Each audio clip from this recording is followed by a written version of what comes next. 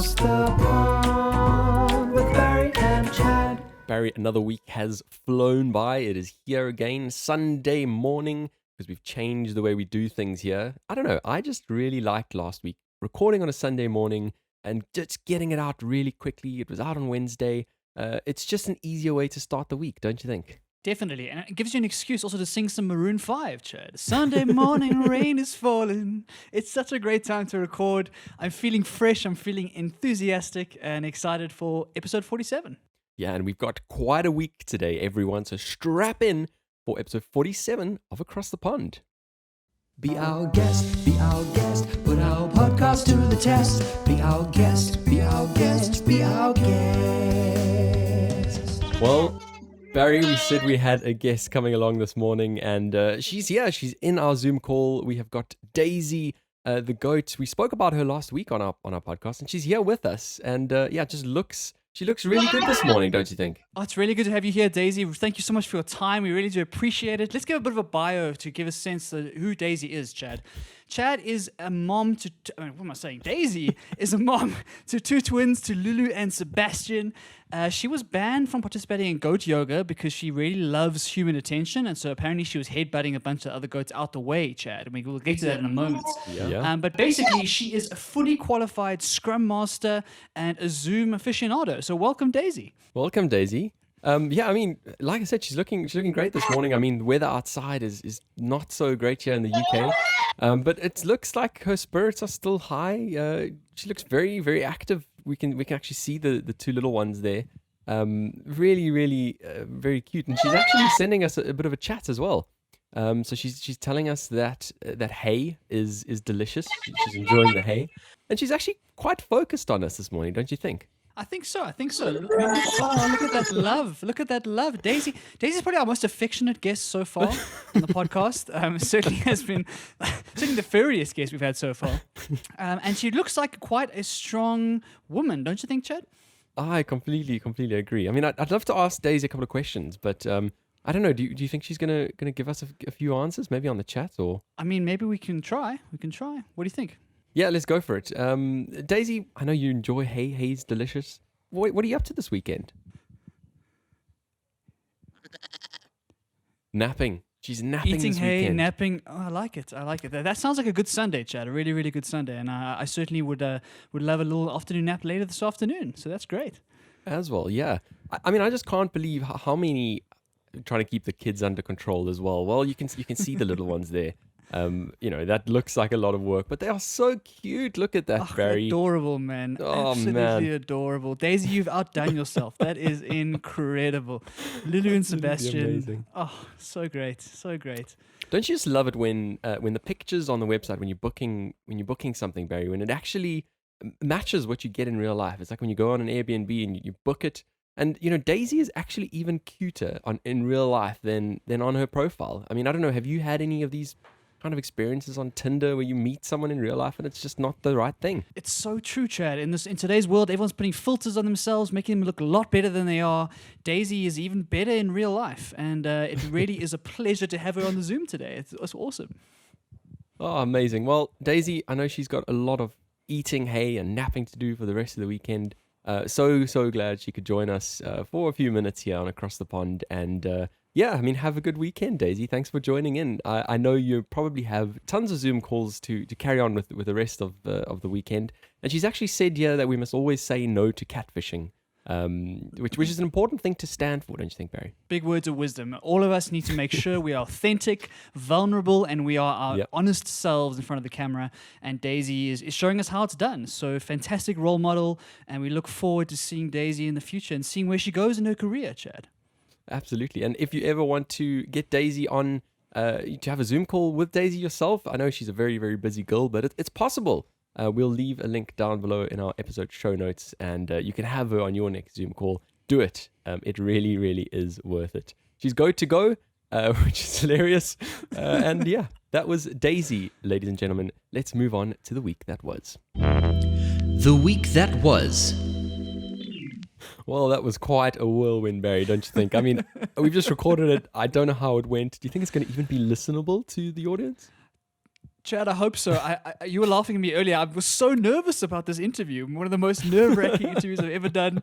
But hopefully a lot of fun. We certainly had some fun. So I hope you enjoyed listening to it and watching it. Yeah, hopefully it was enjoyable to listen to. Anyway, we've got some very serious things to chat about this week, and we didn't know how we're going to actually pivot from talking about Daisy the goat and just all that cuteness to some of the real stuff that's happening in this world this past week. And I guess we're just going to have to do it anyway. So, Barry, we're talking today mostly in terms of the week that was about President Donald Trump in the US. And what a tumultuous week that he has had. My gosh, we started off with 1 point on this podcast. And as this week has evolved, I've been adding an extra point, an extra point, an extra point. It's just been so much to talk about, all things related to Trump this week. Even more so than usual, Chad. Like, Trump is always in the news on a normal week, Yep. right? But this week has been even more than that. And I think he's been dominating the headlines all around the world. And like you say, so there's a lot of Trump in this episode, but it is an important thing because America's politics, whether we like it or not, has a huge influence on the rest of the world and how it works. And so we've kind of got to be abreast of the stuff. We've got to keep watching it. And also, it's almost like watching a car crash. You kind of can't take your head away from it, right? You can't ignore him because he's such a personality, such a polarizing figure. And lots of news from him this week. Yeah, well, let's get straight into it. So let's talk about the first thing that I noted down at the beginning of the week, which is talking about Trump's taxes, Barry. So it basically came out, there were reports that essentially in the last few years, he has not paid any tax at all. In other words, had kind of negative returns where, he's had more losses than profits. And in last year, he's paid something like $750, something like that, negligible. Which I think came out as a big surprise to a lot of people. I saw a lot of messaging around the average wages for people like street sweepers and the amount of taxes that they pay, all of that kind of thing. Trump obviously dismissing this outright, saying that it's fake news in the very Trump way, fake news. And essentially saying that, he has been paying millions of dollars in taxes in the last couple of years. So it really is hard to know here, especially when there's been these actual copies of returns in this report. Which one is true? I really don't know what to make of it, Chad. Like you say, it's hard to know where the truth is, what the real numbers look like. Of course, there's lots of incentives on both sides to lie about these things, right? So an election is coming up, so It's obviously a big bargaining chip and a big piece on the table at the moment. And it's very confusing as to what is really going on. Because even if it is true, there's still a debate to be had around, like, if it's doing it legally, then as a businessman, he has the right to do so, right? Yep. And so it's a weird conversation because, I mean, you'll know from our accounting days, Chad, we're talking about tax evasion versus tax avoidance. And so many of these billionaires, so many of these ginormous businessmen have all of these capital assets that they can play with and move around and sell and take losses on and all that stuff to bring down their tax every single year. And a lot of them do it. We've had lots of stories on this podcast about big companies like Apple and Amazon doing exactly the same thing with their corporate taxes. And so in a world of capitalism, in a world where you're trying to do what's best for you as an individual, like, you're going to try and minimize your taxes as best you can. But the optics of it, the way it looks, is terrible, like you say, because the number is so low. He's made a lot of money in his career, theoretically. And so it's really hard to kind of figure out where we're going to stand on this issue and what the real truth is, because it's so blurry. Absolutely. And especially when you, like you say, look at all of the kind of profits we would have expected him to have made throughout his career. And you kind of wonder what those sorts of capital assets are big enough to offset from the rest of those profits that, we know him as a very successful businessman. We know, that he has, built an incredible sort of empire before he's gone into politics. And, the question of where all of those taxes are sitting is an important one for voters this time around. I mean, part of these reports also saying that he's got in excess of $400 million in debt. And I suppose a lot of people on the conspiracy side saying potentially he needs another term to try and kind of avoid getting taken to court or avoid, being put in jail for this kind of stuff. Yeah, if you read any of the anti-Trumpers, that's their exact line of argument. They will say that he's not a successful businessman and it's all a big story, it's all a big hoax, and he's built this brand for himself that he is successful, but behind the scenes, things aren't going as well as we'd like. And so I think that is the thing where we have to figure out where the truth is, because like you say, if he does need more time in office, which is a terrible reason to actually make up some of that debt, right? Sure. We've had lots of allegations of him kind of I want to say corruption, but nefarious terms, using his power and his political power for his own personal gain, and there's been allegations made of that. And so at the moment, I don't think we have much evidence to go on other than some like half-hearted kind of secondhand reports. He is denying it, as you say, fake news, fake news, fake news, and it's so hard to know what the truth is here, Chad. But what this does do is, in my opinion, I think it does kind of harm him in the election, because it just is it's yet another thing in his, yet another thorn in his side, yet another reason for us to doubt him and who he is, and for anything that loses him votes, he can't be happy about that. So the timing here is a bit unfortunate. Yeah, I think this whole week timing is absolutely crucial in all the things we're going to discuss. So let's then move on to the next one, which is the presidential debate. Now, this is part of US politics and due process, I guess.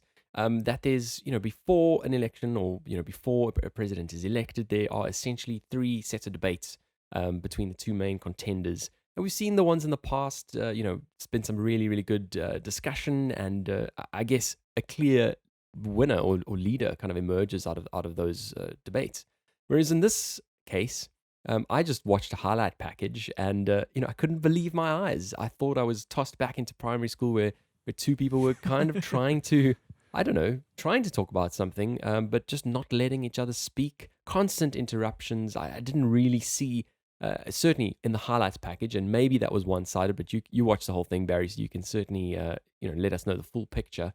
But it didn't feel to me like there was a whole lot of actual substance debate going on in this first debate. Chad, it's. I don't think it's even possible to call it a debate. It was like a reality show. It was like 2 people shouting at each other across the couch and not giving each other time to speak, not listening to each other. It wasn't a debate at all. And I don't understand why they don't have actual debate rules. So like in a debate, like a traditional debate, there's certain rules as to, cool, this is how you hold yourself, this is how you argue for and against certain positions, and it's very, very formal and very structured, and hopefully gives both sides an opportunity to really like state their views. But in something like this, it's very, very, it's all about straw man arguments. It's all about calling each other names. It's all about like interrupting, like you say.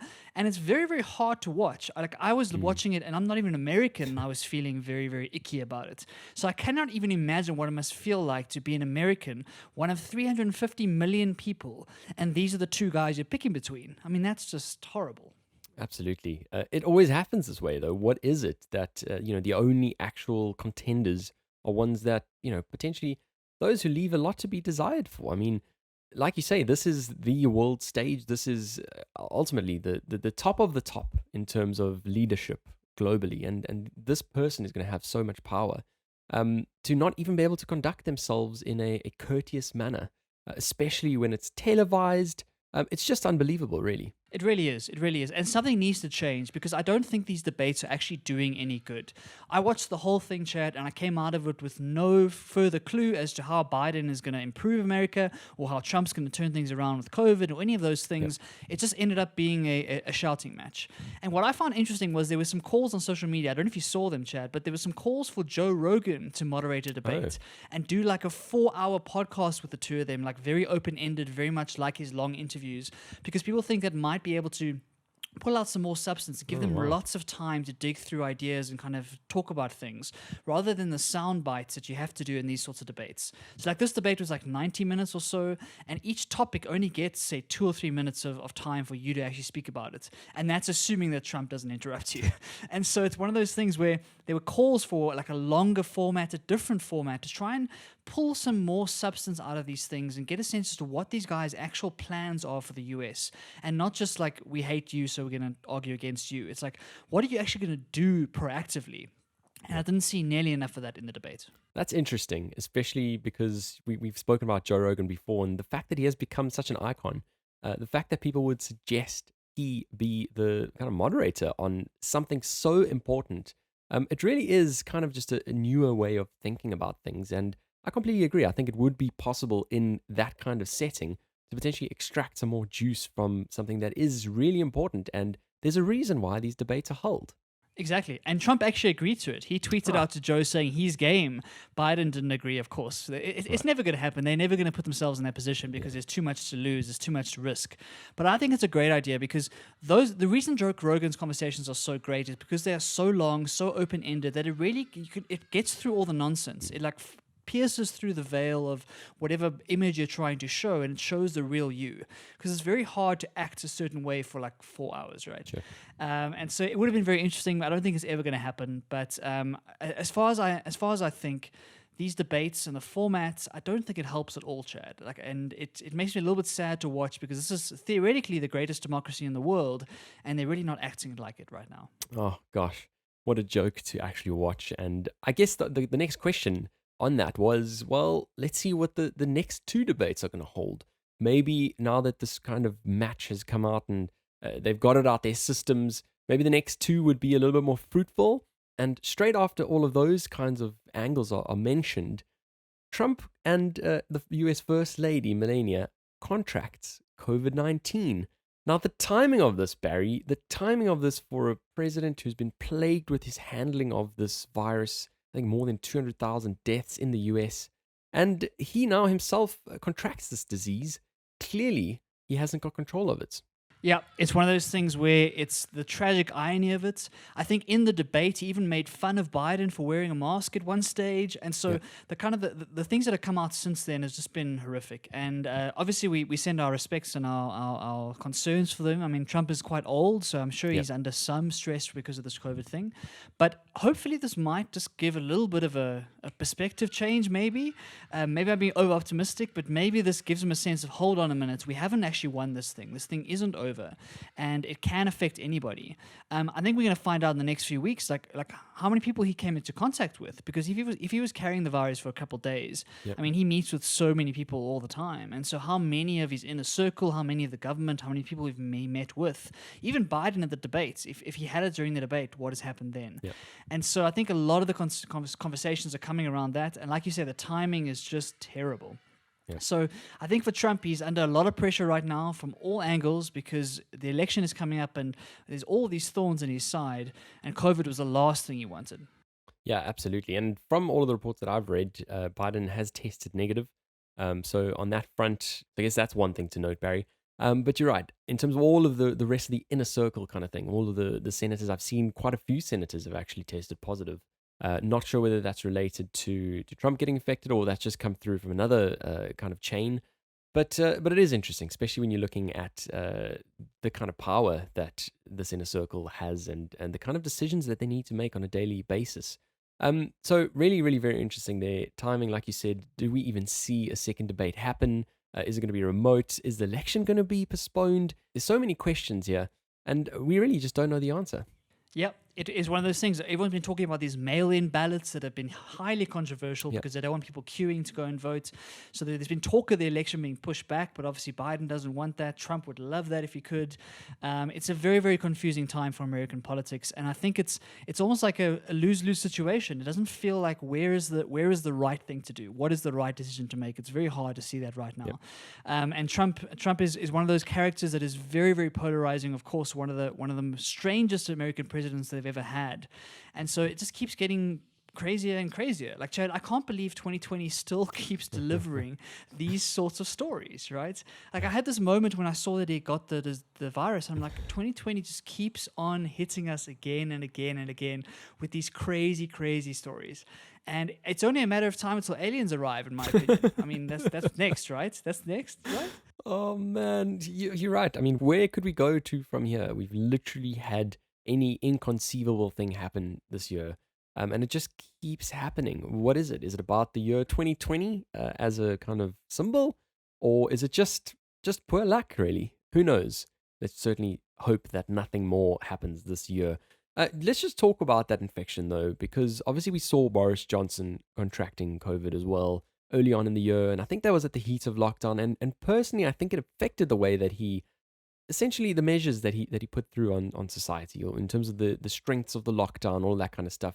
He really got to understand the severity of the virus, and it affected him in a bad way. Trump gets it within 24 hours. He's taken to hospital. I'm not going to say rushed to hospital, because he kind of walked onto the helicopter. We saw it taking a fairly short journey to drop him off at the hospital, and then he hopped into a car, and etc. etc. But when he was walking, he was kind of holding the railings, put out a message straight after he arrived at hospital, which is obviously recorded just before he left. And in my mind, that video, he doesn't look too strong. I mean, he's an old man, right? He's an old man, and he's never been in great shape. So, a health perspective, I'm sure there's a concern.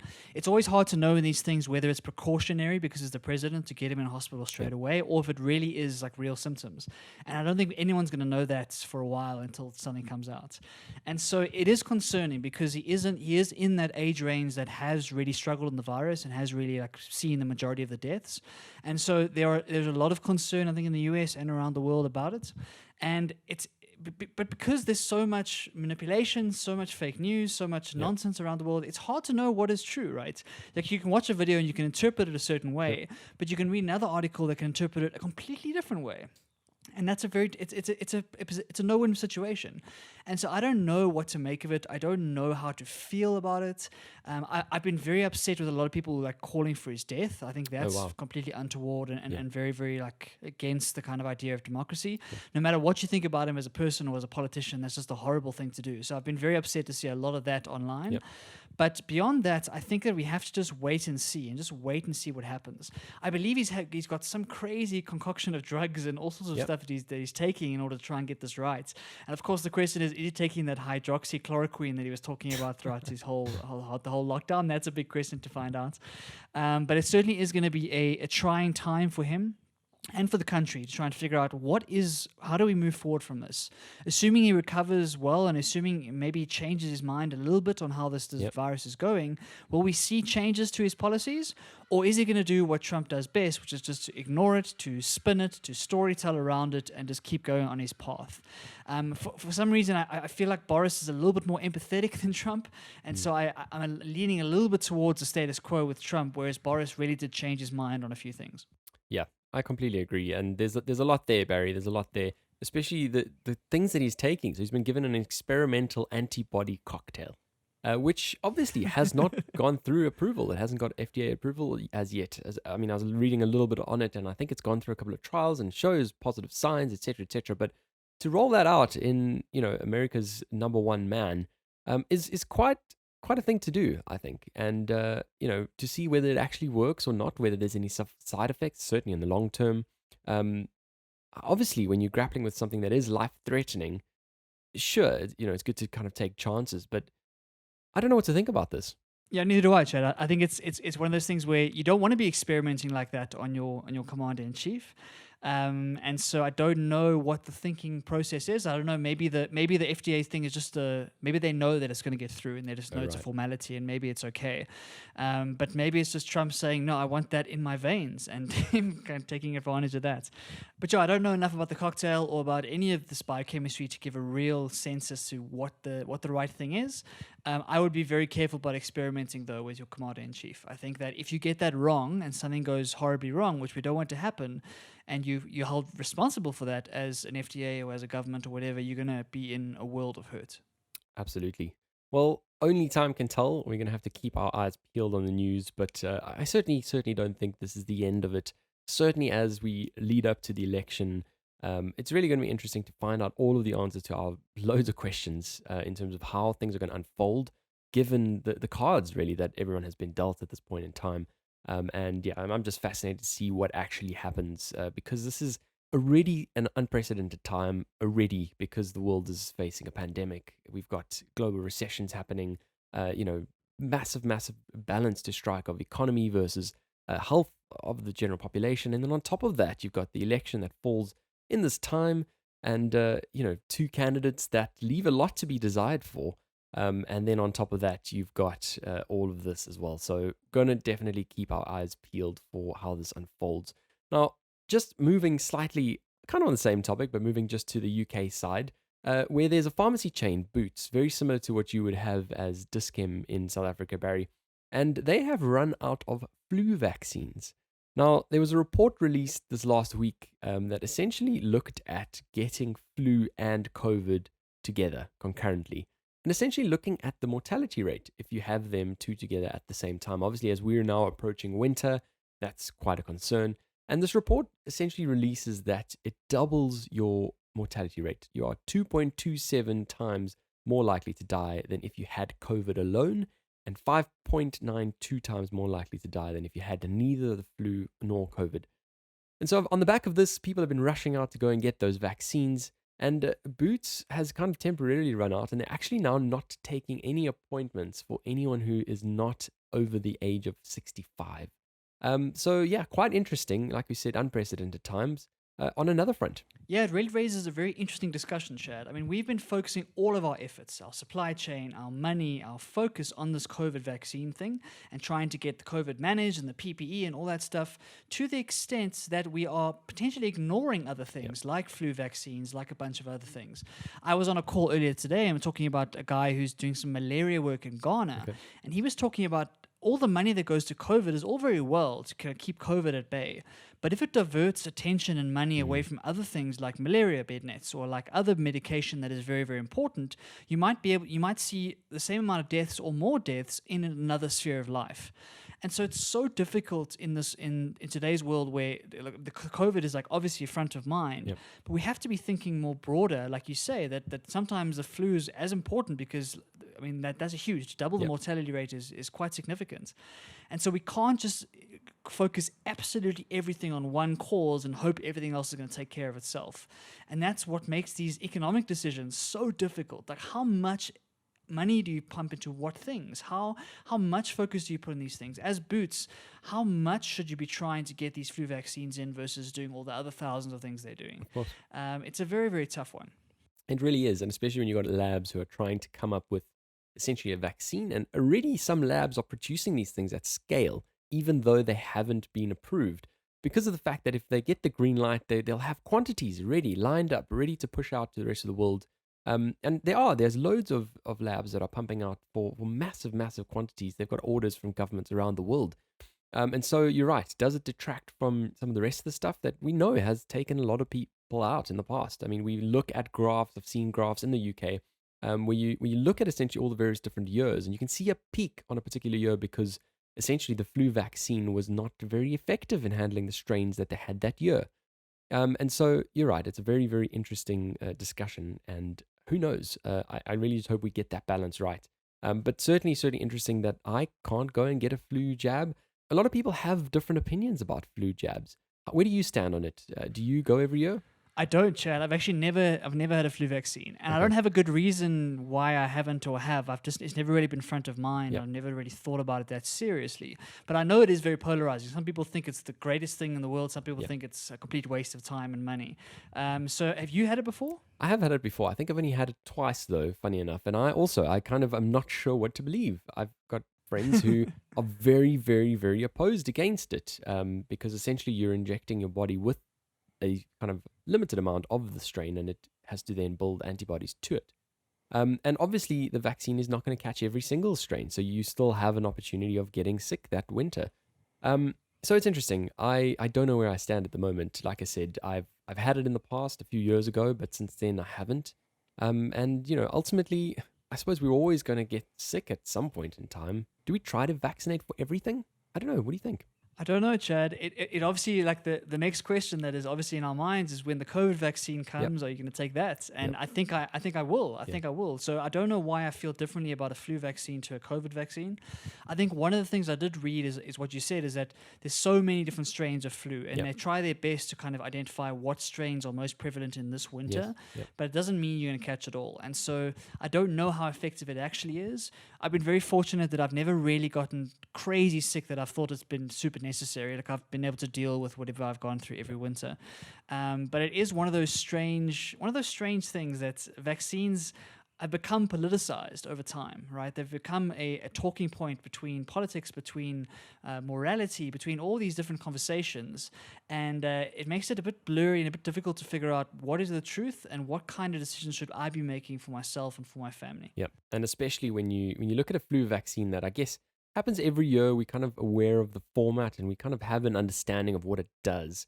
And I don't know of many sort of long-term side effects that come through from flu vaccines. Certainly on a percentage basis, I think there are definitely cases that come out where people have really bad side effects. I've heard of people losing their vision, all of that kind of stuff, and that does happen on a kind of small percentage. Whereas when it comes to something like the COVID vaccine, when that does come out, I don't know where I stand, because there just is not a long enough time period in my mind, even if it is over the case of a year of trials, is that long enough to know all of the potential possible side effects?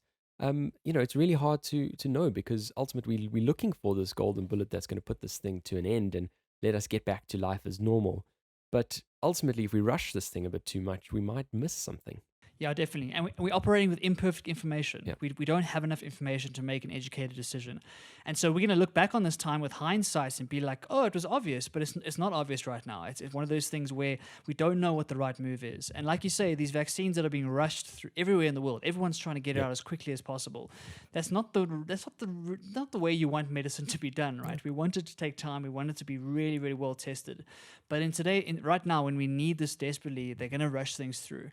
And so, yeah, I don't know, Chad. It's going to be very interesting when that first thing comes out, when that first vaccine is ready. Everyone is going to have that moment where they're going to be like, okay, cool. Am I going left? Yep. Am I going right? Yep. And that's going to be a very personal decision and a very difficult one, I think. Very, very interesting. Barry, let's then move on to our next segment. Stuff I found interesting. Alrighty, stuff I found interesting. So last night I sent Barry a message, literally with essentially the progress bar and the picture of what I just finished watching, and basically just with a note, Barry, I've just finished watching it. In other words, heads up, we're talking about this tomorrow. And it's essentially a documentary called The Social Dilemma on Netflix. Now, I'm sure you've heard of it. Everyone is talking about it, especially if you follow people on social media. A lot of people have even taken breaks from social media, big creators, because of this documentary. And essentially what it is a fairly up-to-date documentary, I'd say, on the current state of what social media is, essentially how it has grown organically throughout society and some of the side effects that it is having. Talking about, what was it intended to do and what is it actually doing now? And I found it to be a pretty sobering watch, to be honest. I certainly thought about a few things straight after watching it. But I'm going to be honest, Barry, there was nothing new on this documentary because in my discussions with you, we've covered so much of this before on this podcast. We've covered all of these key topics that this documentary hits. But I still think it's really worth the watch just because of the kind of depictions, the graphical illustrations of these concepts that we discuss. And essentially, yeah, I think they're really quite gripping. The visualization of what the algorithm is actually doing behind the scenes. You've got this room of guys who are deciding what to throw at you to keep your attention. So anyway, I've given it a very, very poor introduction. Have you watched it, Barry? And what would you add to my introduction to kind of make it a little bit more sense for anyone who hasn't watched it? Yeah, Chad, there's so much here. I haven't watched the documentary, but I feel like I know exactly what's in it because I've read lots and lots of reviews, and I've been a fan of Tristan Harris, who's the guy who made it, for a long time. I've read everything he's written. I've watched his TED Talks. I'm a huge fan of what he's been doing. And like you say, I have mixed opinions on this thing because to me, there's nothing new. Like you say, on this podcast, we've chatted about all these things, about how the advertising model shapes manipulation and how they use dopamine to kind of make you addicted to these social media platforms, and how these things can lead to radical extremes and addiction and loneliness and depression and all these things that social media brings with it. And so there's nothing new in this documentary from my perspective, but I'm still blown away that there's so many people still finding this new. There's still such a large audience around the world who hasn't engaged with these ideas yet, who hasn't kind of learned about what is happening behind the scenes. And that's why this documentary is so powerful. Hopefully, because it's on Netflix and because it's being talked about all around the world, it's a little bit of a wake-up call for everybody, even outside of our circles and the people who talk about these sorts of issues on a daily basis, that your normal person on the street who just lives on Facebook realizes, hold on a minute, maybe there's something to think about here. And that's what I think this documentary does really, really well. Like you say, it's very sobering. It's a little bit doomsday-ish. It's very much a very dramatic kind of interpretation of social media. And that's what's needed sometimes to break the pattern and kind of get through the noise. And so I really appreciate what it's done in that respect. Where I find it doesn't do its job, Chad, is that it didn't give a nuanced version of what social media is good for. Right? It comes across as a very, very much like, get off social media now, delete all your accounts. It's not worth it. It's not worth it. It's not worth it. And I understand that intuition when we start talking about algorithmic bias, when we start talking about fairness, when we start talking about addiction. I get it. And I've had those moments where I've wanted to delete everything and kind of get off social media. But I think what these guys are doing is a little bit misleading because they are only showing one side of the story, Sure. and they're showing a side of the story that has been like banged on by AI ethicists for years now. It's certainly not new, and they're making it sound like they are the great discoverers that have figured this out. So I think a lot of the debates in the communities that I operate in and the people I read and whatnot are talking about this thing that it's more nuanced than the documentary says. I think that social media has been such a force for good when it comes to overthrowing dictators, when it comes to giving people a voice, when it comes to democracy, when it comes to like improving the lifestyle and allowing you to find like-minded individuals and communities that you never would have found otherwise. I mean, what social media has been able to do for people who are in like non-first world countries or in cities that are maybe far away from where the stuff is happening is absolutely incredible. And so the point that I want to make is that social media is neutral. It's not evil, right? And the documentary kind of makes it sound like it's evil. Social media itself is just a tool. It's just a tool that is used to communicate. And it's what we do with it that determines whether we're going to see good or bad results from it, right? And so I think it's very easy to point at Facebook and point at these guys and say, these are the reasons, these guys are evil, they're being malicious, they're trying to manipulate you, etc., etc., etc. Whereas we actually should be looking at our own behavior and trying to figure out, am I using this tool in ways that are productive and make me happy? And we have all the power to kind of turn off when we need to. We have the power to unfollow people we don't want to be following. We have the power to check our privacy settings and all that sort of thing. So what I don't want people to do is watch the documentary, feel nihilistic, feel like, oh, I can't do anything. They've got me under their lock and key. They know exactly what my interests are. They know exactly how to feed me what makes me angry and upset, and then just like shut off completely. Because you're going to miss out on so much of the joy and so much of the power of this platform. It's neutral. It's not evil. What do you think about that? Yeah, that's interesting. Especially, like I said, because I watched it last night, at least it's top of mind.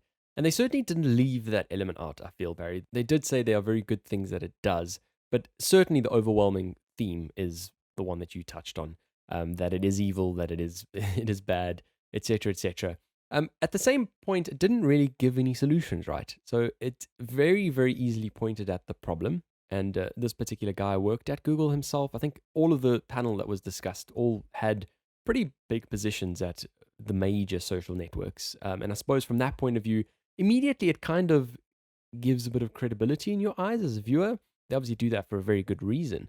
But you're right, they don't exactly give you a solution. And in terms of that tool bit, the analogy that he gave, which I found really interesting, was talking about a bicycle. So when a bicycle was introduced into the world, no one thought, oh gosh, I'm now not spending time with my friends and family because of this bicycle. I'm now not depressed. I'm not killing myself, because they basically spoke about all of the depression and suicide rates and how those have increased in various age groups over time. And I definitely think it's compelling. I definitely think it's something to consider, especially when we know about the side effects of social media. We know about us comparing ourselves to others. And ultimately self-image and mental health we've realized is key. And it can take out a percentage of the population for what kind of gain. But when you look at this bicycle analogy, a bicycle being a tool, when you want to use it, you get on the bicycle and you go where you want to go. Social media has become a little bit more than that. We've spoken about Facebook and how they ping notifications to you. It's become this needy second brother kind of thing. It's just pings you notifications as much as you can think to try and, in my mind, keep you on the platform. And so I understand the message. The key message here is that it started out with good intentions, but as always, when it comes to businesses and commercial operations, there's a need to monetize. There's shareholders, there's returns, profits, etc. And how do they get profits? Well, they get profits by keeping you on the platform, engaging you with as many adverts as possible. And so what they're not saying is that Facebook's aim is to make you an extremist. What they're saying is that they've given this power to an algorithm that has the ability to recommend things to you, which maybe its main aim is to keep you on the platform. And potentially Facebook has realized, or the algorithm itself has realized, that by doing this path of, potentially converting someone into an extremist, it keeps people on the platform longer. And that's kind of the message that I took from it. It's just certainly that the design of this essentially model is to keep you there for as long as possible, is to get you addicted, is to look at the way that people design apps, slot machine, all the stuff that we've spoken about before, Barry. And I mean, in my own usage, I feel it. I can feel those moments where I'm distracted, got notifications pinging through. I know you're brutal with your notifications, and straight after the documentary, I went and turned a whole lot of them off. But yeah, lots to discuss here, Barry. I mean, what are your thoughts on all that? There's so much there, Chad. There's so much there. I think what you're pointing at is an interesting debate, and it's one that I find very fascinating to think about, because I understand your intuition to think that way, that those algorithms are able to kind of convert us into extremism because they prey on that sensationalism, right? But there's another argument to be made that those algorithms themselves don't know what extremism is. Sure, They don't 100%. know what outrage Exactly. is. They are actually a reflection of humanity. They're a reflection of what we click on and what we care about and what we write and what we think. Yep.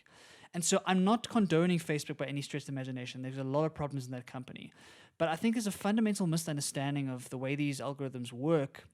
And people discount the fact that these things are just showing us a reflection of ourselves for the 100%. first time. Completely agree. And that is terrifying Yeah. because it's something we've never had to explicitly face before, because we've had these conversations in closed circles. We've had these conversations in our homes, in our social situations, without having it kind of broadcast to the whole world. So the moment these algorithms are showing us a mirror of ourselves, and it's not a reflection that we like, it is terrifying, and rightly so. But I think it's a mistake to then turn around and say it's the algorithm that's making us like this, because it just shifts responsibility. It shifts the blame to something else. We have to look at ourselves in a very self-reflective way and say, social media is just showing us who we are in a more exaggerated state. Maybe the way we fix this is not by demolishing Facebook or getting rid of social media. It's by looking at our own usage, and it's looking at the things we can do in our own lives to create the kind of communities that we want online. And so that's what makes it so difficult, is because I understand the intuition to want to like get away from it all and kind of cut ties and all that stuff. But I think it's avoiding the hard work of dealing with our own humanity, both as individuals and as societies in general. And that's what makes this so interesting for me, is because it's a weird mix of psychology, philosophy, economics, like all this stuff, biochemistry, that is playing out in our day-to-day lives. I mean, the amount of time I spend on social media is disgusting, Chad. And I know all of this stuff intellectually. Intellectually, I know all of this stuff. I've cut all the notifications. I've done all that I can. And I still find myself in this trap. And that's why it's so important to take this responsibility on ourselves and not let a documentary like this convince us that we have no power to change these things. Definitely. Because that's what I'm worried about with these sorts of pieces of art. Yeah, I agree with all of that. And the way that I watched the documentary, what I took from it, agrees to everything that you said, Barry. Although it does paint it as a force for evil, I don't think they've kind of mentioned that the aim was that. Ultimately, you're right. The algorithm doesn't know what it's recommending as, in terms of the nature of it. It's not doing it on purpose. It is ultimately just giving you stuff that it thinks you will like. And that's because you've given it an indicator that you will like that. And we've spoken about this before. We love these echo chambers. We only kind of look and watch and listen to things that we agree with. And it's a really, really stark kind of message to realize that. And when you mentioned it the first time on this podcast, it was the first time I had ever really thought about that. If I think about even when I'm on YouTube, Barry, somebody says one thing I don't like, I'm straight on to the next video. I won't engage with it. I won't actually have a constructive, kind of open-ended, objective debate and listen to all points of the argument. And that's because it's very easy in social media to do that. We have the ability to change what's playing, to change the message of what we're being given. And so I got all of that from it, Barry. But just in terms of understanding it as a tool and understanding that we have control over it, the one message that I got from it was social media currently is a pacifier for adults. When we feel lonely, when we feel depressed, when we feel anxious, when we feel whatever we're feeling, we don't internalize it and we don't deal with it. Instead, we go onto social media and we look at something that's going to give us a hit of dopamine. And that is because of evolution and because of all of the social cues that we get from it. We look at likes, we look at all that kind of stuff. And from that point of view, I think it is constructive in that we need to see it that way and try to stop it. But even though we're aware of it, like you said, Barry, the one engineer who was from Pinterest, he worked there. His main goal was to get people to spend time on the app, and he would find himself going home and doing the same thing. So it is a hard one, and ultimately, what's the solution? Spot on, Chad. That's completely right. And I think it's so difficult because it's ingrained in our human nature. Like the way they've been able to wrangle our psychology and wrangle the way our brain works to make these products like very, very addictive is powerful. And it's a difficult conversation to have. And it's difficult to kind of break out of those habits. I think we've all tried these social media detoxes, which are amazing in the moment, but we find ourselves back to our old habits like this. And there's something wrong there. And so those are the conversations we need to be having. And that's why I'm glad there's documentaries like this that are starting to bring some of these ideas to the surface and get to the roots of these issues. Because the root of these issues is our own humanity, our own psychology, and the way we think about ourselves. The fact that we can't be bored anymore is not good for us. Agreed. The fact that even when you go to the bathroom, you're taking your phone with so you can scroll while you're on the toilet, that's not good for us, right? We need to have moments of stillness in our life. We need to have moments where we don't have content going into our brain. We need to have moments where we can just think and be with ourselves. So much of the anxiety and the depression and the loneliness we're seeing in the modern day society is because we aren't comfortable by ourselves. We aren't comfortable just sitting, being a human being. We want to be every single moment of the day, we're ingesting information. And so it really is a double-edged sword, all of this stuff. And again, moderation is the most important thing. We have to understand that too much of a good thing is not a good thing, right? Too much of a good thing can send you down some very, very dangerous paths. And the more you can be aware of your own behavior, the more you can be aware of how it's affecting you and the people around you, the better chance you have of making a change. So the thing is not to stick your head in the sand and say, cool, I'm just going to ignore everything. I'm going to delete all the apps. I'm going to go completely Buddhist monk on myself. It's not going to be sustainable. Unfortunately, the world has changed, right? Things have moved on. You have to be able to be honest with yourself. You have to be able to look at your own time. How are you spending it? Like, how are notifications affecting you? How are Instagram filters affecting you? Understanding these bits and pieces is kind of the first step towards making changes in your life. And those changes are going to be difficult. It's that you're trying to break habits that are ingrained in your neural activity. You're trying to break that habit of picking up your phone 3,000 times a day. That is not going to happen overnight. And you're going to fail, you're going to fail, you're going to fail, you're going to fail. But it's the only way forward, is to actually talk about these things, to think about these things, because it'll make you a happier, more content human being if you can lessen your dependence on these platforms and actually just live a little bit more. That's it. That's exactly it. And we have become addicted. We have become dependent. Some of us don't like to admit it. It's hard to admit. But if you think about it, and if you think about the prospect of not having access to your phone for a week, how would you cope with that? I literally have it with me all of the time. It hasn't always been like this. A few generations ago, people didn't have this level of connectivity with them all of the time. And certainly in those different generations, there were different types of addiction, and media has always been there, right? There's always been clickbait titles. They've just been in the press. They've been in newspapers. There's been TV channels that have been dedicated to trying to get you to spend time on the platform. It's all the same thing. It's just in a different package now. And I think that's why we need to talk about it. We need to look at what's happening and I suppose just think about our personal usage. The one thing that I really did not like about this documentary, Barry, was right at the very end, the last few minutes, where it turns full-blown conspiracy. So there's kind of a theme throughout it. You know, it's got this kind of theme, as all good documentaries do, to keep you in there, to keep you gripped. But at the end, it just goes a little bit too far in my mind, where they talk about, you know, what is the potential risk here. And ultimately, the experts say, well, within the next 20 years, if this all goes unabated, it could cause a civil war, and it is an existential threat to humanity.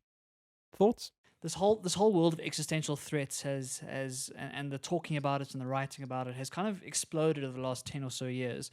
A lot of people are talking about the potential nuclear war that could happen in the future, or advanced artificial intelligence, or pandemics, or all of these existential threats. And it's become more and more part of the zeitgeist, especially with very smart people, because it is a very intellectually interesting idea, even though it's quite like dystopian. It's very interesting to think about what an existential risk actually is. And this is another example of that, of smart people, I think, getting carried away a little bit by the intellectual fascination of a sci-fi type dystopia. I have more faith in humanity than that. And maybe I'm naive, maybe I'm not, but I have more faith in humanity that I think we're on a pendulum. The way that I see it is that we're on a pendulum. We're learning about these platforms. These things are new, hey? Yeah. We forget how new these platforms actually are and how little we actually know about them right now. And so I think we are going on this pendulum. We're going to overcorrect. At some stage, as a society, we'll realize, hold on a minute, we've gone way too far, and things will right themselves again and then to the opposite direction. And I think over a long enough time period, that's how life works. That's how the world moves forward, is we keep overcorrecting side to side, side to side. And so that's what I think is going to happen. I don't think it's an existential threat. Yep. I do think it is concerning for the future of democracy. So I don't think it's understated to say that. Yep. I think it is impacting democracies around the world. We've seen a lot of manipulation. We've seen a lot of like nefarious behavior around the world. Yep. And I think that's a concern that I worry about. But I'm not worried about war. I'm not worried about existential threats. I think it's more important that we actually focus on ourselves and individuals than thinking too broad about those sorts of ideas. Yeah, agreed. 100% agreed. And yeah, I just thought that was way, way too far to go. After doing such a good job of getting me to understand the kind of gravity of this, to go that far, I think I should have left that out personally because, it was just too far. The thing that I did find interesting straight after watching this, Barry, is after doing a bit of Googling, Facebook has actually provided an actual official response to this documentary, which clearly means that it's caused, quite a stir. A lot of people are talking about it, and ultimately they felt the need to put together a response, a PDF document. I've kind of jotted down some of the points here, Barry, and I think we can just quickly discuss a few of them. So on the point of addiction, Facebook responds to say that they've changed the algorithm to show you meaningful interactions first at the top. So they're not saying that, they're not trying to keep you on the platform for as long as possible. What they're saying is, they've prioritized the things that they think are important to you. Do you think that's a good enough response? I mean, it's a non-response. Yeah. There's nothing in that response, right? That's what they've always done. Like their whole job is to make an algorithm that prioritizes certain things over certain other things. So to say that they've now made changes that makes it even more meaningful, I mean, there's nothing there to respond to. Yeah. I don't think that's a good argument at all. Agreed. And to say that they've actually limited notifications, I thought was just cheeky. How can they put that into a document where, like, the main reason I don't want to use Facebook anymore is because they send too many notifications. Honestly, it's ridiculous. If I log on to Facebook, I've got 30 notifications there that are just telling me what other people are doing. It's got nothing to do with me. And so for me, I am offended to see that in print released by Facebook. Yeah. Again, like it's lip service to these concerns and these issues because the money that they make is tied to how much interaction they can get and how much engagement they can get. Like you, I'm frustrated with Facebook. I mean, just across the pond Facebook page, Chad, it is such a clunky piece of software and it's got so much nonsense. It's such a mission to get a post up. And yet the notifications will, like you say, will be about things that I have no interest in, about people I've never seen in years, about random things that I didn't sign up for. But yet the actual content that I sign up for, that I follow and that I like, I don't see that because they have to pay to reach me, even though I've liked their page. So it's a very, very, like, it's horrible. And that's one of the many reasons people are frustrated with Facebook. And one of the many reasons I think that Facebook is really struggling right now. I mean, obviously Instagram's still doing really well, but the core Facebook product, it's really aged up. It's certainly, our generation is moving very, very fast away from it. It's aged up completely to kind of my parents' generation now. And even that, I don't think it has the same influence or power it used to have. And so, it doesn't ring true, this kind of statement from them. Yeah, I agree completely. The next point that they mentioned was, you are not the product. So in this documentary, it was very, very key that if you're not paying for something, normally you are the product. And Facebook returns to say, no, you're not the product. Don't worry about that. Ultimately, this platform is funded by advertising. That is so that it remains free. And they basically say, well, we anonymize the data that we allow advertisers to access, right? So they never know it's you. They never know it's actually Barry. But what they do know is that it is a 8 or 9-year-old individual who's living in Johannesburg, who has friends in the certain age group, who is a male, who is this, who is that. They know quite a lot about you, and ultimately, you are the product, Barry. How can they get away from that? Don't you agree? Oh, Chad, it's without a doubt you are the products, and we have to understand that because we have to understand that our personal data, which we give away for free, has commercial value, has economic value. And that is a key point that I want to, I'm busy working on some ideas for a paper in the future, hopefully, talking about this idea that our personal data we've given away for free because these products are fun and they're really cool and they're addictive, but these companies are making money off this data, and they really are. And you are the product. That's the whole thing. Yep. If I could pay for a Facebook or pay for a Twitter and get rid of the advertising-based model, that would be an interesting way for them to go. They could definitely do that, and I think they might have some success in that Agreed. because it'll align the incentives to make sure that you and them are on the same page. Agreed. But at the moment, because it's free and because like you're just giving up all your information to them, they basically have the right to do whatever you want. And no one reads those privacy policies. No one knows exactly what they do with that data. You are the product as the consumer. You really are. Like there really is. We have to get away from this idea that all content should be free. We have to get away from that because it has such bad side effects in the way that advertising model works. I think we have to move to a world, and I'm seeing a little bit of it with like paid newsletters and Patreon and those sorts of things where creators are getting paid for their content so that they can keep their incentives pure rather than kind of catering to whatever sponsors or whatever advertisers they can get. And so it's a recurring theme across the pond, and I think it's even more clear here, is that if you're using a product for free, you are the product. Yeah, I just thought that this response by Facebook was incredibly weak, and I've jotted quite a few other points to chat through, Barry. We can skip through them because I know we're already quite long on time. But the last one that I wanted to chat about and I wanted to get your take on was about misinformation. And ultimately their statement there on that front being, we fight fake news, right? They spoke about essentially how they have teams of people analyzing certain samples of data, essentially. And any content that is identified as false by this fact-checking partner, their partners that they have, it's labeled and down-ranked in the news feed, right? So that's on one side of the coin. On the other side, they say misinformation that has the potential to contribute to imminent violence, physical harm, and voter suppression is removed outright, including misinformation about COVID-19. And so for me, the interesting question here is, where do you draw the line between content that's ranked as false and misinformation that has the potential? And why does Facebook get to decide ultimately what they delete and what they rank down? For me, anything that is false surely should be removed. Yeah, Chad, it's so difficult because Facebook are in a no-win situation here. The task in front of them is an impossible task. Here's where we have a little bit of empathy for the company, because the amount of content that is being generated on Facebook every single minute is insane. And it is impossible to expect a company to catch absolutely everything, right? And even with a combination of algorithms and human moderators, and they have hundreds of thousands of those, like the task that is ahead of them is impossible. You can have a debate about free speech for all you like, but this whole idea that Facebook is going to be able to like set some principles in place and then determine what is fake news, what is real, what is true, what is misleading, what is inciting violence, all of these various kind of things on the spectrum is an impossible job.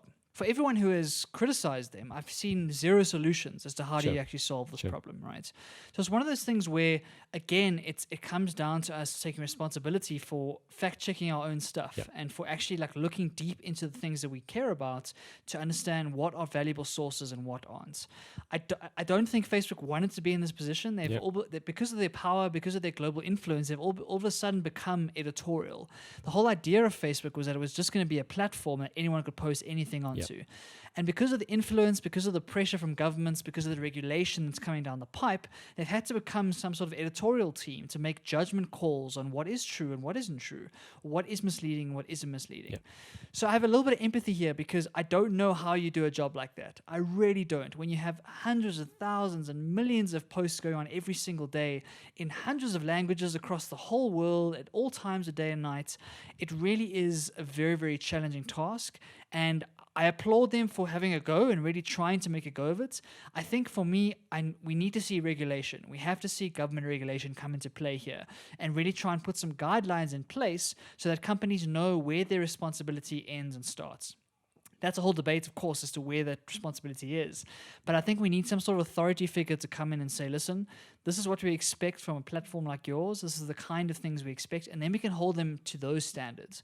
At the moment, trying to hold them to a standard that they're going to figure out exactly what's true and what's not across all of their content is ludicrous, in my opinion. Completely agree. And that's not really what my sort of concern on this was.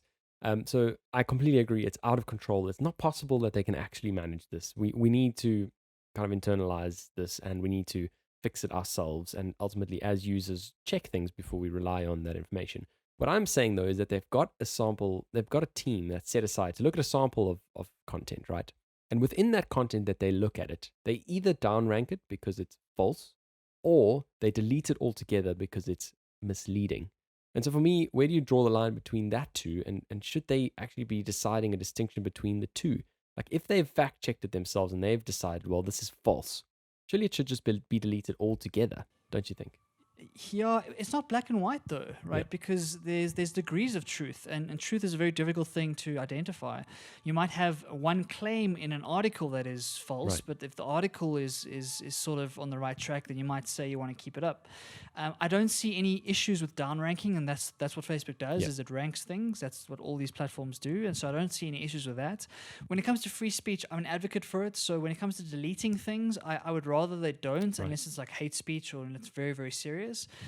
So that line is very blurry. It's hard to know what should be downranked and what should be deleted. And again, I don't know what the right answer is, and I'm hesitant to kind of give them the reins to say, listen, this is what you should do, and this is kind of go based on whatever your team thinks. Yeah. I'd much rather a regulator comes in and sets a rule for the industry so everyone knows what the rules of the game are.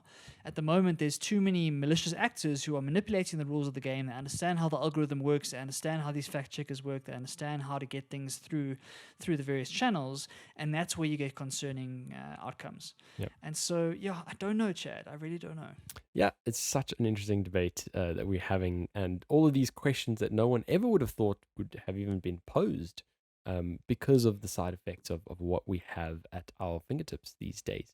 Well, Barry, we're running over, so let's move on to our next segment. Looking ahead. All right, so looking ahead this week, we're going to chat very briefly, Chad, about some security coming out from Amazon. So Amazon bought this smart home device company called Ring about a year or two ago, Yep. I think. And Ring was the world leader at that stage. And what they do is they put these amazing tech-enabled doorbells and smart locks and those sorts of things on your house, so that you're able to kind of use the smart home and kind of take advantage of all the security settings you can do. You can be on the beach in Barbados and get a camera footage into your living room to see what's happening and make sure nothing nefarious is happening. Amazon and Ring are now pushing it one step further, and I think this is quite exciting. I don't know why, but it's really interesting to me. They're going to have a little drone, Chad, that's going to sit in the corner of your room, and say a motion detector gets set off, say they track something, or one of the other security devices picks up something, someone might be there. This drone is going to autonomously wake itself up, go up and do a predetermined route through your house, Okay. giving you video footage of what's happening in your house direct to your phone. And so I just have this vision of this burglar getting into a house and then just seeing this Black Mirror type drone following him around the house, showing the video footage back to the owner. What do you think of that? I think it's amazing. I love all of this type of tech. And of course, Barry, I own a Ring device. I own a camera, actually, There we go. which I was using last week when I was in Italy, checking that everything's all good in my living room. That same scenario that you were mentioning. Because it is. They've been able to do it at such scale that it's actually become reasonable to own a device like this. They've been able to get the price of these types of electronics down, which I love. I love it when a big tech giant comes in and actually lowers the price for the rest of the market. This type of innovation is great. I love drones. The fact that you can set up a predetermined route, that kind of addresses my first concern, which would be, well, how it's not going to knock into doors and stuff. So if you set up this route, ultimately, I think it would definitely be a deterrent for anyone who is standing there trying to break in. And I think it's a great answer, really. With these smart tech gadgets, a lot of the time you need to own, not just one, but one in every room kind of thing if you want that full coverage. Whereas here, you can actually maybe set something up just at one point of entry at your apartment. And if something is wrong, you can be able to see the whole apartment, which I think is really cool. So I'm keen to see when it's going to be released. Is it still in early stages, or are they planning to roll this out anytime soon? I think that they announced it at the latest event. They didn't give a date as to when it's going to be in production. I think it is quite close though, because they wouldn't announce it like they did if it wasn't close by. So I'm assuming in the next couple of months it might become available. I've got no idea what the cost is going to be. I've got no idea what the battery life is or any of that sort of thing. I think it's quite a small drone. I think it's very, very like purpose built just for this. So you're not going to be able to use it for your amazing Greek holidays, I don't think. But for your security at your house, that's kind of the way they're going. And I can see them doing a kind of Apple move, like a surveillance as a service type product going forward. I can see you paying a subscription for this drone service that's going to do exactly this, and it's going to become part of your kind of security. And so I'm excited to see where it goes. I wish we saw this kind of innovation here in South Africa. At the moment, security software and stuff is still way too expensive here in South Africa. And we need it here much more than you guys need it over there. And so I would love to see some of that stuff this side, but for the moment, I'm just going to have live vicariously through you, Chad. Yeah, I completely agree. And they actually do that surveillance as a service subscription to an extent at the moment. So with the camera that I have, I think it's called the Stick Up Cam. Ultimately, if you want to have this thing recording and the footage being saved to the cloud that you can access at any point in time, you pay a subscription on it. It's quite negligible. But ultimately, it could then be recording. Anytime there's movement, it'll be recorded and it'll be there. Whereas if you don't have that service, it'll basically ping you a notification to say there's movement, and you have to log in and look at it in real time, kind of thing. But these cameras are really, really cool. I mean, there's features where you can call your home, and there's a microphone and a speaker in this camera itself. So if someone does come in, you can say, "Hey, what are you doing?" and hear what they have to say back to you, which is interesting. That's awesome, Chad. I can't wait for the voice to come out of the drone. Imagine you can follow the guy in the drone and be shouting at him through the drone. That's gonna be great. Oh man, that's definitely gonna happen. I mean, if that's the feature in the stick up cam, well, that surely is gonna be the one in the drone. And you're right, it's needed in South Africa. Certainly when you have outdoor spaces. I know you've got all sorts of beams. Loads of people have beams installed in their house and all that kind of stuff. Imagine a drone pops out and it comes flying around. And then imagine you take it to the next level, right? Imagine it's then linked up to the police service or something like that. If, something is untoward. So there's lots of potential here. And just a good space to watch out for some more innovation. I'm very excited indeed. Barry, should we move on to our next segment? Let's do it. Develop and grow. Develop and grow, probably our favorite section of our podcast. Ultimately, we always kind of fill up the time in all the various other sections, and then the one that we're actually really passionate about speaking on as well, we kind of leave to the end and we almost rush through it, which is unfortunate. But anyway, we'll try and weight it a little bit more equally in the future. So I wanted to talk today about essentially the trip that I took last week to Italy, and the main reason for that trip was I was due to be getting married that week in South Africa. Planned a great wedding with family and friends. It was supposed to be a wonderful occasion, and obviously due to COVID, travel regulations, etc., large gatherings, it couldn't happen. And so the message I want to talk today about is don't forget the plans that COVID cancelled. Do something else instead. Don't forget about them completely. But it's so easy to become complacent, or Barry's word, nihilistic, in the current times, because we ultimately can't do anything, right? We are just so beat down by the cards that we're being dealt. And so if we could look at all the plans that we had and still keep our eye on the prize, still have hope, still look to them at a future date, do something else instead. It's just that message of try to not forget about it. Try to not just get in this state and do something else instead. I thoroughly enjoyed our little trip to Italy. Obviously, it wasn't perfect. We had to wear masks. And obviously, it doesn't beat getting married, right? But it was something else. And at least I can say we did something. It's such a good message, and I'm so glad you're bringing it up, Chad, because it's so important for all of us. We are all creatures of habit, right? And over the whole of 2020, we've got habitualized to staying at home, sitting on the couch, reading the news, like living a very different life than what we lived last year. And it's going to be difficult to transition back to normal life. It's going to be difficult to kind of think about, what did I used to do with my time and my weekends, right? How did I used to get out? What kind of exciting things did I plan and all that good stuff? And so as things start to ease, we start to manage this virus and things start to open up. Like you say, we have to think about the fact that we don't have to live that hermit lifestyle anymore. We can get out and smell the fresh air. We can go and meet friends. We can go and do these things and get back to what made us who we were in 2019 and before that. And that's such an important thing. And it's going to be difficult because we habitualize. It's much easier to say, I'm just going to sit and watch Netflix because that's what I've been doing for the last 6 months. But it takes a little bit of just a little bit of, let me get back to who I was. And a trip like that is a great opportunity. Like you say, like a really, really terrible situation when your wedding doesn't happen the way you want it to. And you're able to turn that into something special, a different kind of memory. So yes, it is something I've been thinking about, Chad, and I need to start getting back into it. I need to start feeling like myself again and putting some of the chaos of 2020 behind us and kind of looking forward and rebuilding our social lives even. Completely agree, Barry. Couldn't have said it better myself. Now, the last thing I wanted to chat about this week, and we've been so good, Barry. We've literally been hitting 59 minutes, 1 hour and a few seconds, 56 minutes. We've been so good. What happened today? It's the GOAT, Chad. It's got to be the GOAT. Daisy threw us off our game, and I'm blaming Daisy. Well, I just want to talk about this one last thing, which is a Skillshare class that I took by a guy by the name of Nathaniel Drew. Now, I've always seen these Skillshare adverts popping through on YouTube channels on all sorts of creators that I've been following for so long, and I eventually decided, you know what, heck it. There's a 2-month free trial. Let me sign up to this trial and check it out. And I've done 2 courses so far, and I'll chat about it when I've done a few more. But let's talk about the specific one. And ultimately, he's talking about being creative, and it's basically kind of a toolkit, if you'd like. There's a few points that I found really interesting. So the first one is this idea of what do you have to offer the world? I think it's so easy to look at what's out there and look at all of the various views, angles. There's so much content, and sometimes you think to yourself, well, what can I add extra? If you look at all the podcasts, a lot of people are like, well, why must I create a podcast? I've got nothing new to add. And his message is, you're completely wrong. You do.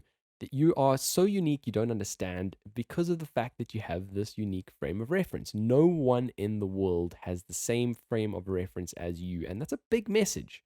And it really struck me because if you think about all of your experiences, your conversations, your relationships, your memories throughout your life, it's basically carved you into the person you are. And you have got a different way of looking at things. You might not think that you do because obviously you've lived it, right? It's just you, it's normal. But to other people, you have so much to add. I found this just such a great way of looking at this type of question. I love it, Chad. I love it. And the way I think about it is that often we put pressure on ourselves to be creative and we say we have to come up with something original. Yep. And we sit there and we're like, I don't have anything original to say. Everything's already been said. Everything's been done. Everything's been written. Everything's been made. I don't have anything original. And it's trying to change your mindset to understand that nothing is actually original. Everything is inspired by other references. Definitely. Everything is inspired by the context and your background and who you are as a person. And so we're not looking for original ideas. We're looking for original combinations of ideas. Yep. So how can you take your context, your ideas, your passions, the personality that you are, and something that you're interested in, and make something cool out of that? Yep. And there's infinite space for that. There's infinite space for creation, and the internet has proved that. Definitely. The internet has proved to us that we can, Chad, we have YouTubers and creators we follow that are very niche. And if you looked at them, you're like, how is this guy making a living from this? Because it's very, very small and very, very narrow and very focused on their personality or their thing. And they've made a way to make it work. And that's what the internet does so well. It opens up opportunities for that. So for anyone trying to be creative, don't let some idea that you have to be completely original get in the way of you making things. Everything is inspired by other things. There's nothing that we think that just comes out of absolute thin air. What's more important is that you're speaking authentically, that you're speaking your truth, that you are talking about things you're excited about, and that by itself is of value. That is worth its weight in gold. And so I love this message, and I want more people to be creative like this and just put things out there because it's so, so valuable, and it's made such a difference to my life. I want you to feel that feeling as well. 100%, Barry. The next one is talking about limiting beliefs. A lot of the time we have these moments of passion, right, where we get into this creation zone and we just want to put things out. We just want to make things. We're excited. There's this energy about us that just fills our whole body. And then we kind of get confronted by this hard wall, this internal belief that we have. I'm not this, I'm not this, I'm not that. There's too many people doing this already. It's saturated. There's that. All of these various limiting beliefs. And his kind of way of addressing this, I found quite refreshing. It's kind of something we've already spoken about it before, and it's, I suppose, indirectly journaling. But what it is write down all of those beliefs. Write them down on a piece of paper. Write them down objectively, look at them. obviously it's not good to write negative things down, but write them down for the purpose of this exercise. Then look at it curiously. Look at what you've written down and put yourself in the voice of one of your friends. So I actually, for this exercise, I put Barry as that voice. And in a different color, I wrote down everything that he would have said to all of my limiting beliefs. And it was really refreshing to do it in that perspective and kind of put at ease all of the things that paralyze you from taking action. That's so cool, and I'm honored that you chose me as your imaginary friend, Chad. That is awesome. I think this is such a good exercise, and there's a very similar one by Tim Ferriss called fear setting. Right. So you can look that up as well as an alternative one. And in his exercise, you basically take a piece of paper and you divide into 3 columns. And on the first column, like you say, you write down the fear, you write down the worry, the concern, what's the anxiety's about. In the second column, you write down the absolute worst case scenario. Okay. So you push it as far as it can go. So say your fear is starting a business. The worst case scenario is that you go completely broke. You're homeless on the street. You don't have food to eat. You make it as bad as possible. You write that worst case scenario out. And then in the third column, you look at that worst case scenario and you write, what could I do to get from that worst case scenario back to where I am right now? And it's such a wonderful experience because it just reminds you that, hold on, the worst case scenario is not as bad as you think, right? If you're going to make a podcast, you're going to make a business, you're going to do something, and it doesn't work out, you're not going to be homeless on the street, right? You're going to be in a position where your pride's a little bit hurt, you maybe wasted a bit of time and money, but with some small actions and small mitigating factors, you can get back to where you were today. And so that fear setting exercise is very similar to what you're explaining, Chad. And I think it's so powerful to write it down. Because when you write something down, you see it objectively and it's not in your messy head anymore. It's right in front of you. And you can spot the bullshit. You can spot the stuff that you're telling yourself that is not true because you're writing it out and you're like, hold on. Now that I see it on paper, it's not as powerful as it was. Whereas in the dark of your mind, and when you got that imposter syndrome is kind of taking over you, it's very difficult to kind of see whether what's true and what's not. When it's on paper, like I've always said, writing it out shows you what you're actually thinking, and then you can be like, I'm actually being a bit silly here, you know? And that's what's so powerful about these exercises. Amazing. And thanks for adding an extra exercise there. That definitely sounds like one worth doing just to take it to the next level. Okay, the last thing, Barry, is something that we love to discuss, and that is being consistent. To get better at anything, you need to consistently create. If you look at artists, painters, musicians, back through history and look at the really, really successful ones, you will be able to find this common thread that each of them has created a heck of a lot of stuff. And not all of it, hits right at the top, and not all of it is the great success for them. But by churning out a lot of stuff, they get better ultimately, and that's the way to succeed. Now, we've spoken about this, we've spoken about the importance of consistency, but the key message that I found from this is setting your pace, your consistency pace. And a lot of the time, we set the pace too fast. So if you look at daily vloggers, you're trying to commit to doing a vlog every single day. You'll do it for 10 days and you'll love it. And then stop altogether. And 5 years down the line, you would have not made any more vlogs. I see this happen quite a lot. Whereas if you set yourself a slow pace, so you say to yourself, well, I'm going to make a video every month, once a month. After 5 years' time, you would have created a heck of a lot more than setting yourself your fast pace.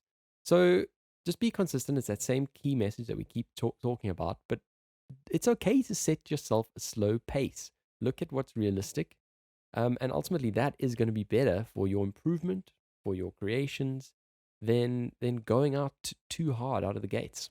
Spot on again, and I think it talks to this idea that your goals have to be small enough to make them super achievable and super realistic, and then you build on that success. So small wins, when you get that slow growth right and you get that consistency, you start to feel better about yourself, and you start to feel like you can do this sustainably. So many of us in the motivation right at the beginning, we're so excited, we're like, I'm going to change my life tomorrow, and I'm going to go and do this, and I'm New Year's resolution, we hit the gym in January, and we say we're going to go to the gym 7 times a week, we're going to get on the elliptical, we're going to get under those weights and do all those things, but it's not realistic because it's too much of a change from what we were doing previously. We have to be strategic about how we tackle these goals, and this is a great reminder for all of us that consistency means consistency. It doesn't mean pace, it doesn't mean speed. It doesn't matter if it's consistency over a monthly period. That's still really, really powerful because it compounds over time. Yeah. And it's sustainable over a much longer period than sprinting in the first month and then realizing you're burnt out and you're not enjoying it anymore. Completely agree.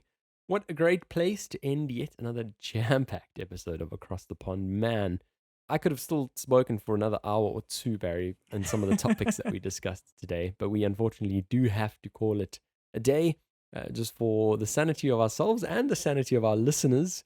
I've had such a good one, haven't you? It's such a good episode, Chad. One of my favorites. I loved all the topics we chatted about. And I hope as a listener or as a viewer, I hope you enjoyed it. And I hope to see you again next week. Absolutely. As always, please subscribe to us on Twitter at @across_podcast, Instagram at @acrossthepondcast, and Facebook at Across the Pond Podcast. That's all for today. We'll see you next week. Across the pond.